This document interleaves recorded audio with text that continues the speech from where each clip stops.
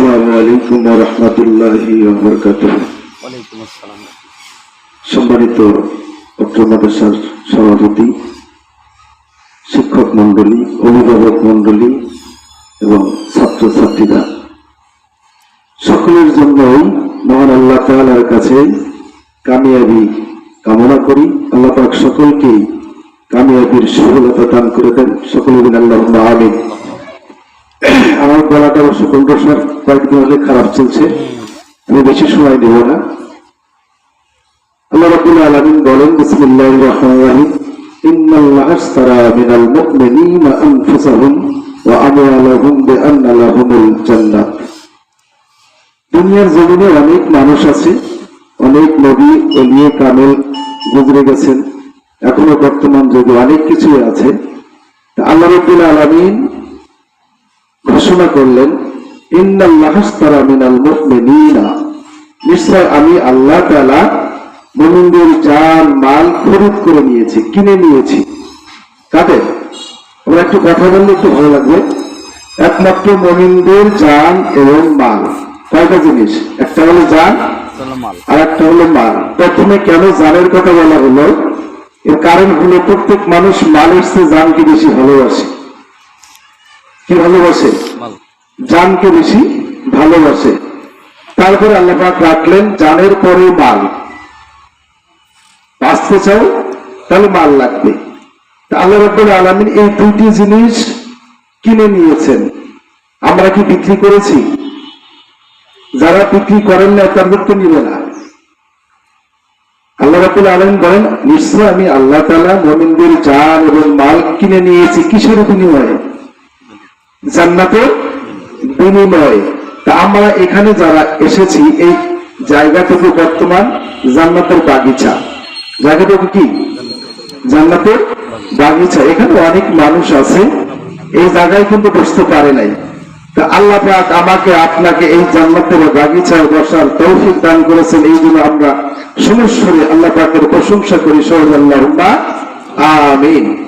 আল্লাহ রাব্বুল আলামিন আমাদের সকলকে কাল কিয়ামতের ময়দানে এই সম্মিলিত ভাবে এই মাদ্রাসার উপলক্ষে জান্নাতবাসীদের তালিকায় আমাদের সকলকে অন্তর্ভুক্ত করলেন। আল্লাহুম্মা আমিন। যাই হোক, আমি যে কথা বলছিলাম যে মুমিনদের জান এবং মাল কেনা হয়েছে আর আমরা বিক্রি করে দিয়েছি যারা, তাদের এই জান মাল নাই। এখন আমরা কিন্তু বলি জানটা কার? আমার। এই যে মাল ধন যা আছে বলে আমার। তা আল্লাহ তাআলা যখন তোমার হয়ে গেছে, যখন তুমি বিক্রি করে দিয়েছো তখন আর তোমার নাই। তাহলে যেহেতু আমরা একটি জিনিসের বিনিময়ে, আল্লাহ কিন্তু ইচ্ছা করলে এমনি নিতে পারতেন, কিন্তু আল্লাহ পাক এমন একটি সুখের কথা বললেন, এমন একটি জান্নাতের কথা বললেন, যে জান্নাত অনেকে দেখি কারো ঘরে যদি সুখ থাকে, অনেকে কিন্তু আমরা বলি বাহ, এই বাড়িটা জান্নাতের বাড়ি হয়ে গেছে, কারণ একটা সুখে সমৃদ্ধিতে সবকিছু থেকে যায়। এটা কল্পনাও করা যাবে না যে জান্নাতে কত সুখ আছে, একটা কল্পনাও করা যাবে না। আল্লাহ রাসূল পাক সাল্লাল্লাহু আলাইহি ওয়াসাল্লাম বলছেন, জান্নাতের ভিতরে একটা ছড়ি, ছড়ি মানে লাঠি, এই লাঠি রাখার জায়গাটুকু এই দুনিয়া 7 বার না 70 বার বিক্রি করলেও ওই জান্নাতের ভিতরে যে একটা লাঠি রাখা হয়েছে, ওই জায়গাটার মূল্য হবে না। সেই জান্নাত আমার আপনার হওয়ার জন্য কিন্তু আমরা সারা দিন রাত 24 ঘন্টা কিন্তু আমরা চেষ্টা করি আল্লাহকে রাজি এবং খুশি করার জন্য, করি কিনা? আমরা কিন্তু চেষ্টা করি যে আল্লাহ, আমরা এখানে যদি বলি যে ভাই জান্নাতে কারা কারা যাবেন, সকলে কিন্তু হাত উঠাবেন, একটাও কিন্তু থাকবে না। আর যদি বলি জাহান্নামে কে কে যাবে, আল্লাহর রাস্তায় একজনের হাত উঠাবেন না। তাহলে জাহান্নামের কঠিন আযাব কিন্তু জানেন না, তারপরে নামটা শুনলে ওই জায়গায় ভীত লাগে। কিন্তু আমরা কিন্তু কাজগুলো করে ফেলি। কি করে ফেলি? ওই কাজগুলো আমরা করে ফেলি। জাহান্নামের কাজ করে কেউ জান্নাতের আশা করলে পাওয়া যাবে? আম গাছে যদি সারাটা দিন কাঁঠাল চাই, পাওয়া যাবে? পাওয়া যাবে না। আম গাছে আমই ধরবে আর কাঁঠাল গাছে কাঁঠালই ধরবে। আমরা যারা মুমিন, তাদের জান এবং মাল কার কাছে বিক্রি করেছি? সবাই কি করেছে? আচ্ছা, তা কারা হাত ওখান থেকে কারাগার করেন নাই? আমরা করছি, করেন নাই? আপনারা করছেন সবাই। এবার হাত ওখান থেকে কারাগার করছেন, একটু দয়া করে দেখতে চাই হাতগুলা, যে জান্নাতের বিনিময়ে আমাদের জান মালটা আমরা বিক্রি করে দিয়েছি। সকালে হাত ওঠা মঞ্চ থেকে আমরা বলবো, যাতে আল্লাহ পাক আমাদের এই উসিলা করে কবুল করে নেয়। আল্লাহ পাক আমাদের এই হাতগুলোকে কবুল করুক, সবাই আল্লাহুম্মা আমিন। হাতগুলো নামাই। তাহলে আমরা যেহেতু জান্নাতের বিনিময়ে কিন্তু আমরা এই জানমালটা বিক্রি করে দিয়েছি, তাহলে আমাদের যে সন্তান এরা কার? আল্লাহ ভালো করে বলবেন, কার? ধনদৌলত কার? আমাদের জান কার? আল্লাহ। সবকিছু যদি আল্লাহর হয়ে যায় তাহলে আমরা আল্লাহর হতে পারবো না কেন? সবকিছু যদি আমাদের জিনিস আল্লাহর হয়ে যায় তা আমরা আল্লাহর হতে পারবো না কেন?